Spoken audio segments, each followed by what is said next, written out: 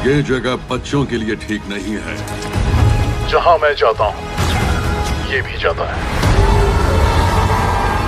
तो आज की इस वीडियो में मैं आपको बताने वाला हूँ हॉलीवुड की टॉप 10 साइंस फिक्शन मूवीज, जिन मूवीज के अंदर आपको बहुत ही कमाल का साई-फाई कॉन्सेप्ट और बहुत ही तगड़े लेवल के एक्शन सीन देखने को मिल जाएंगे। तो अगर आप भी इस तरह की साइंस फिक्शन मूवीज देखना पसंद करते हो तो वीडियो को बिना स्किप किए एंड तक जरूर देखना, क्योंकि ये सारी ही मूवीज आपको हिंदी लैंग्वेज में देखने को मिल जाएगी। जरा रुको, मुझे कोई तमाशा नहीं चाहिए। हमारा ये मकसद नहीं है। तैयार हो?